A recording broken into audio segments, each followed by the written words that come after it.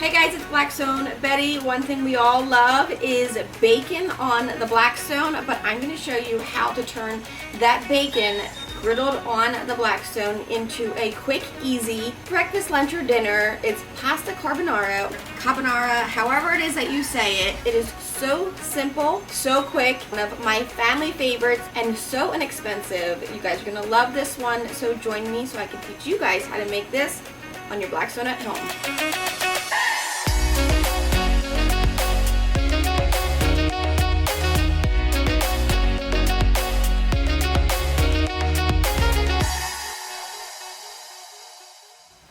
Alright guys, when it comes to bacon on the griddle, we all love it, so that's why I wanted to show you how to make pasta carbonara. And I know that some of you are immediately thinking, why would you make pasta on a griddle, or pasta doesn't belong in a griddle? Well, it does, and it's because if we have people glamping or camping, which technically you would be glamping if you're making your campground friends this pasta, because it's so delicious and so easy. And the base to this recipe is good fried bacon. So the Blackstone is perfect for this. Now this starts off with a large pot of water boiling on the side burner of our Blackstone. If you don't have the side burner, no worries, you can always boil some water in a throwaway tin or pot or pan directly on your Blackstone griddle. While that is coming up to a boil, we are going to start with our bacon. We're going to slice this up. Now if you wanted to switch it out and be a little bit more traditional, you can use guanciale or you can use pancetta even. We're going to slice this up into small bite-sized pieces. You don't necessarily need to use an entire package of bacon. However, I love extra bacon in mine, so for 1 pound of spaghetti, I like to do 1 pound of bacon. Call me greedy, but it's delicious. We'll set our Blackstone to the lowest setting and let this bacon drop down and begin to render out its fat. We want to reserve as much bacon grease as possible while this is cooking, so be sure that your griddle surface is nice and level. Now it's time to move quick because this is such a quick cook. It cooks in literally 5 to 10 minutes max. For our eggs, you want to use the best quality eggs possible. I like using a pasture-raised egg for this specific dish. We'll make sure that they come up to room temperature. If this is a last-minute decision for a breakfast, lunch, or dinner, because after all, it is bacon and eggs and pasta, so you could have it any time of day. But if it was a last-minute meal and you needed your eggs to come up to temperature, just stick them in some room temperature water. Make sure that they are submerged for about 5 to 10 minutes. We'll crack 2 eggs, including the yolks and the whites, into a large mixing bowl and then add 2 egg yolks only. To that, we are going to grate in some freshly grated Pecorino Romano cheese.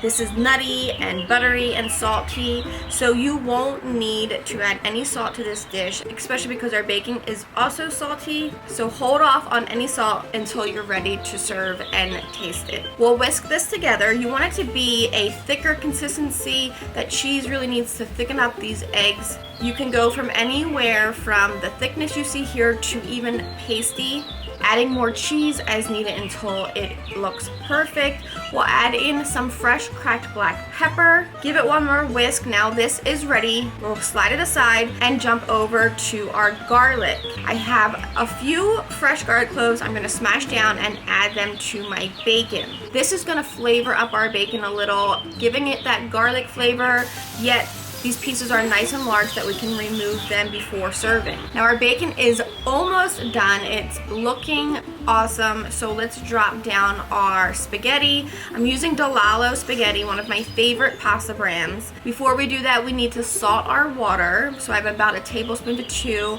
of salt that'll go into our boiling water. You always want to be sure to salt your water. This is going to flavor our pasta, and I'm going to be cooking this pasta to al dente. I want a nice bite to this pasta. I don't want to overcook it. So the directions say 8 to 10 minutes. I'm going to go for 7 minutes. Now our bacon looks like it's just about done. Our pasta has another minute or 2, so I'm going to turn off our burners of our Blackstone. I want this griddle surface to really cool down. Our pasta's done, so I'm going to remove the garlic clove. So we'll add our pasta over our bacon, tossing it so that that bacon grease coats all of our spaghetti, allowing it to cook for another minute or two, which is why you want to make sure that you don't overcook your pasta. Now this is the key to a good pasta carbonara. You have to move quickly because you don't want to end up with scrambled eggs and bacon and pasta. You want these eggs to create a nice velvety, silky sauce over this pasta.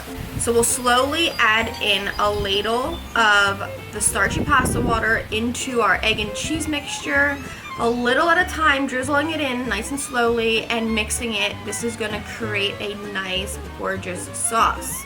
And here's a key step. If your griddle is still too hot or too warm, which you want it to be nice and cooled off, then you would remove your pasta and bacon and add it to the bowl of egg mixture. But since my griddle top is nice and cooled off, and I've done this a million times, I'm going to slowly drizzle over that egg mixture onto my bacon and pasta, giving it one more ladle of that starchy pasta water. Give everything a mix, and you can see how instantly this sauce just coats everything and it turns into our pasta carbonara. We'll zhuzh this up with a little extra cheese or a lot of extra cheese, some fresh flat leaf Italian parsley over the top, and you could just let people take their servings right off the griddle. It's just a little showstopper and seriously a good way to feed a crowd on a budget. For me, I'm gonna plate this up into a large bowl and I'm gonna dive right into this. A little extra cheese and parsley over the top just to make it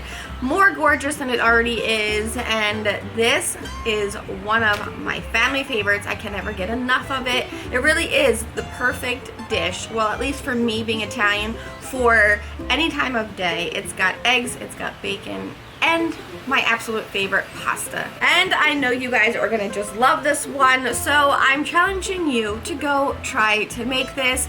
Make it, enjoy it, love it as much as I do. When you do, post a picture. You know I love seeing you guys recreating all of our recipes.